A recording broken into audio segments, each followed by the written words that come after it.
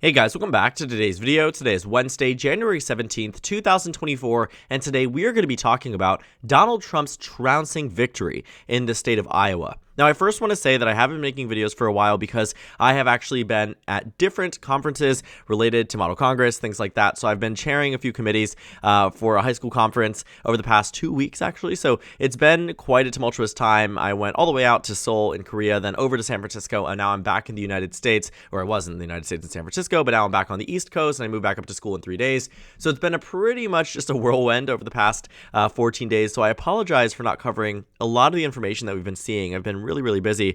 But in today's video, we're getting back on track, talking about an election that I'm sure many of you guys were watching and was pretty short-lived, given that Donald Trump had a very substantial victory over his Republican opponents in the Iowa caucus, the biggest victory we've ever seen in Republican Party history. Now, Donald Trump's landslide victory, as determined here by CNN, by Fox News, whoever one you ask, this is by definition a landslide victory. Like I said, it's the biggest we've ever seen for any Republican nominee that is not, or Republican candidate that probably will be the nominee. I apologize for getting ahead of myself there, but the largest we've ever seen for a non-incumbent. And while some people argue Donald Trump is practically acting as an incumbent, by definition, he is not. And this victory is something that I think we should take away as a momentous victory for Donald Trump, one that didn't show us any surprises and in fact reaffirmed exactly what we expected and are expecting, that Donald Trump will eventually be the Republican nominee for president. Now, looking at these numbers, I can show you the results from the New York Times, tabulated and finalized as of today. We find that Donald Trump got roughly 51% of the Iowa caucus support. Now, that is a very big victory, considering that there were multiple other candidates in the race, notably Governor Ron DeSantis, Ambassador Nikki Haley, Vivek Ramaswamy, and so on and so forth, and the vote pretty much split amongst the remaining non-Trump candidates. Ron DeSantis came in second place with 21.2% in a major defeat to Nikki Haley. We'll talk about that a little bit later in this video and in future videos. Nikki Haley came in third place at 19.1%. Vivek Ramaswamy got around 8% of the vote there, and then everybody else performed less than 1%. Ryan Binkley, Asa Hutchinson, and Chris Christie. And so looking at the top four contenders here, we now have one withdrawing from the race, Vivek Ramaswamy, who is now endorsing Donald Trump and just was speaking with him today at a political rally. It seems that Donald Trump is indicating that Vivek Ramaswamy will be on the campaign trail with Donald Trump, saying that they will be working together for a long time, even fueling some speculation that Ramaswamy might be chosen as the vice presidential spot. But what we are taking away from this here is that Donald Trump getting 51% of the vote is a complete and total victory.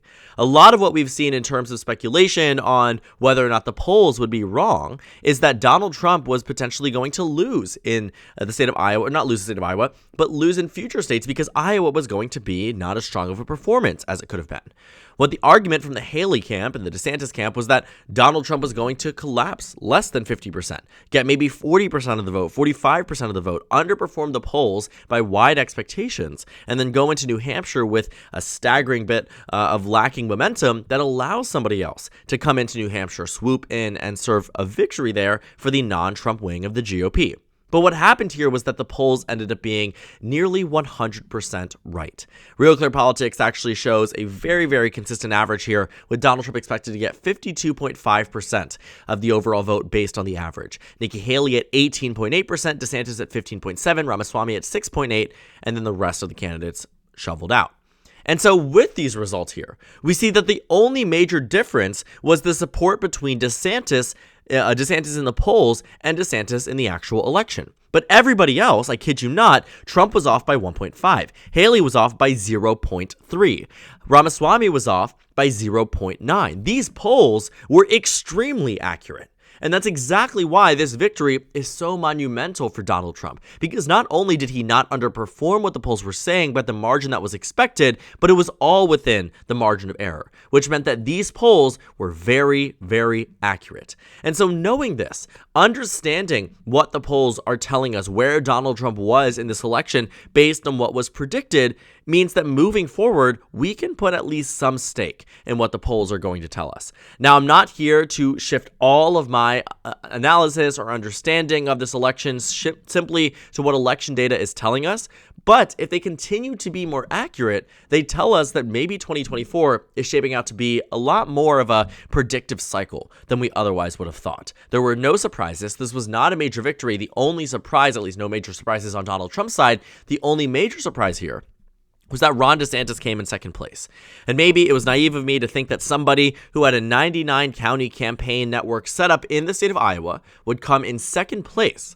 But realistically speaking, the polls were indicating DeSantis was falling behind. Never Back Down was indicating he was falling behind. His metrics and numbers elsewhere, fundraising, right? Support from volunteers in terms of game in New Hampshire, in South Carolina, were not looking too strong. So the momentum was on Nikki Haley's side, and she fell. She fell from grace here and got third place across the state of Iowa, which she, to our surprise, said actually put, this is not the right article, we'll talk about this one in just a moment, put her in a two-way race despite finishing in third place in the state of Iowa. And so I think going into the state of New Hampshire, the only person who really is benefiting from this Iowa caucus is Donald Trump, because it shows that he has a significant amount of support in the Iowa caucus that forced people like Vivek Ramaswamy out of the race, who never really had the opportunity to win in the first place, was hoping for an upset in the state of Iowa, simply did not happen. So he's shoveled out of the race, and he endorses Donald Trump. And guess what that means in New Hampshire? Well, we have a new poll that seems to indicate exactly what that means from Boston Globe and Suffolk University that shows now in our three-way race, with Chris Christie out, with Ramaswamy out, and now it's Trump, Haley, and DeSantis, Donald Trump wins by 16 points. The bad news for Haley and DeSantis is that is the same exact lead as pre-dropout polling data seem to suggest. Chris Christie's support, some of it went to Nikki Haley, some of it also went to Donald Trump. Ramaswamy, nearly all of it went to Donald Trump. And so you see here that DeSantis is at 5, Haley is at 34, Trump is at 50. And if Trump wins New Hampshire, it's game over. And it's game over because it means that there is no substantial pathway forward for people like Nikki Haley and Ron DeSantis, who are hoping for yet again another upset that might prove to fall flat on its face, just as Iowa did. The Iowa caucus, if Republicans wanted any chance at defeating Donald Trump, required him to get less than 50% of the vote. And while he may have just crossed that narrowly, maybe have just got 51%, right? That's an argument that can be made on its own. However, this was the first test for Donald Trump's support, and he passed with flying colors. And I think as we move forward, as we get in some of these remaining states, for example, as we move over to the state of New Hampshire, if he holds out strong here, if he gets the 50% that Boston Globe and Suffolk University are predicting he will, he wins the nomination easily. There is no stress beyond this point. Because guess what happens in the state of South Carolina? Donald Trump is defeating Nikki Haley in her own home state by 30 percentage points. This was supposed to be Jeb Bush's state back in 2016. Donald Trump trounced everybody in the state of South Carolina. Then you take a look at the upcoming state of Nevada. The interesting thing of it is that Nikki Haley won't even be on the ballot in the binding caucus in the state of Nevada, which means Donald Trump will be head-to-head with Ron DeSantis. It'll probably be somewhere around 75 to 25, as current data is suggesting. So the first 4 states, the ones that Nikki Haley, Ron DeSantis, and other candidates have been spending months of their time trying to make their mark. We already saw in Iowa that it didn't matter. I think this is a very big deal too, because I don't know if we have the metric up here. But let's go ahead and look down the list here. Vivek Ramaswamy held over 250 events in the state of Iowa. Nikki Haley held over 50 events in the state of Iowa. Ron DeSantis held over 100 events in the state of Iowa. And giving Donald Trump's 51% amount here, you might think, okay, he must have held a lot of events in the state of Iowa. He held less than 30.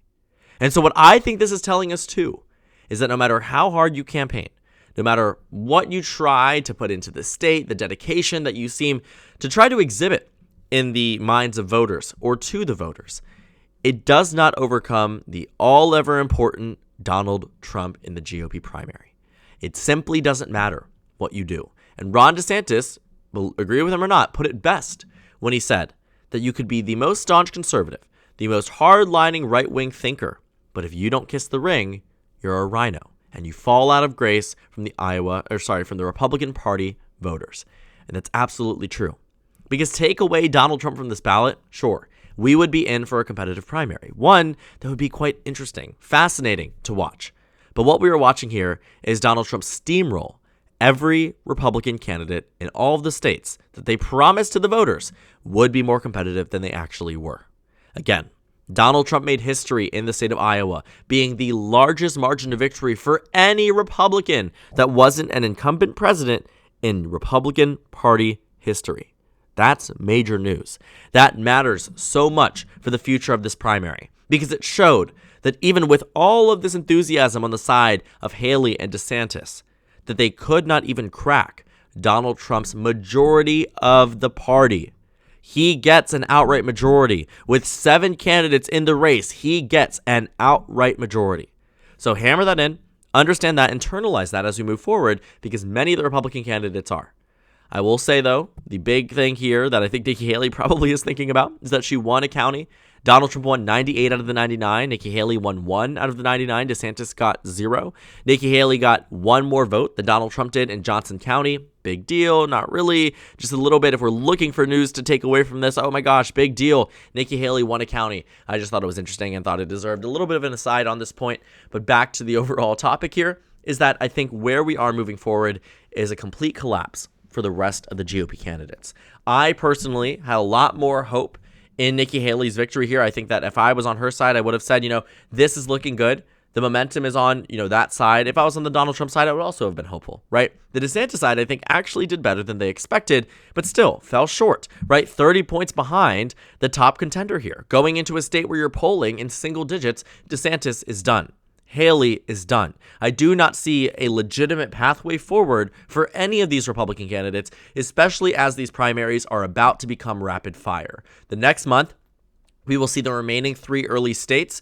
If there is nothing changed, which means we are seeing the polls actually come to fruition, means that as we move into future elections, because Donald Trump is doing better nationally and in other states than he is in these early states, because again, while they are still losing, these Republican candidates are spending tens of millions of dollars to push the needle a little bit closer, a little bit narrower than where it already is. As you start to see Super Tuesday, where maybe instead of contesting 4 states over the next month and a half, Republicans will be contesting 13 states in a night, right? That's the difference here.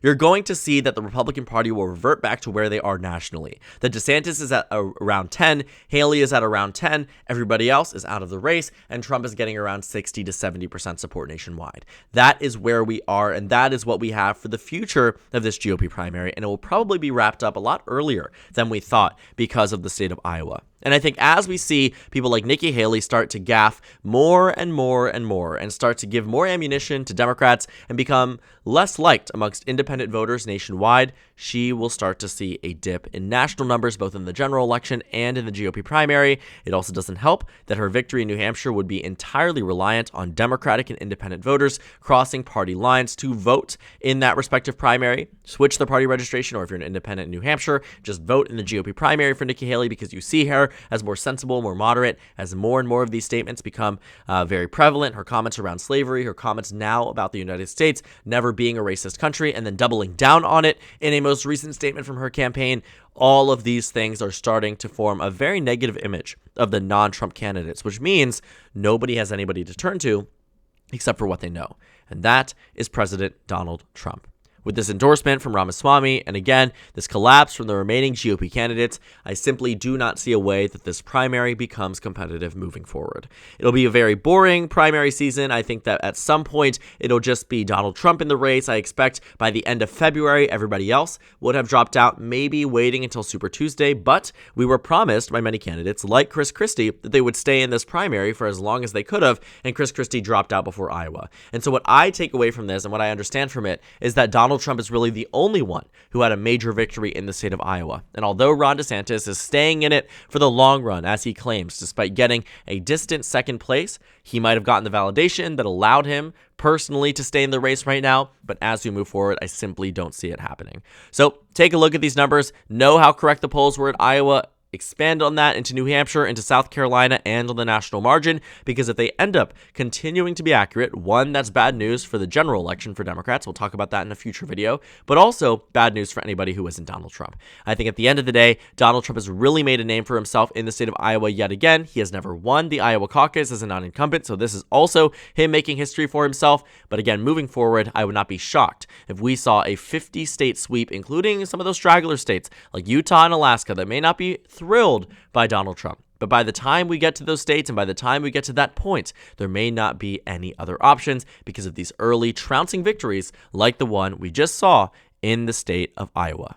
So thank you guys so much for watching this video. Make sure to comment down suggestions below. Subscribe on the left if you haven't already, and check out the Instagram and Twitter. At the bottom left of the screen, there's also a Discord server for you to go ahead and join. On the screen, there's a video you can watch, and then a playlist for my 2024 Republican presidential election analysis videos. Again, thank you guys so much for watching, and I will see you all later today.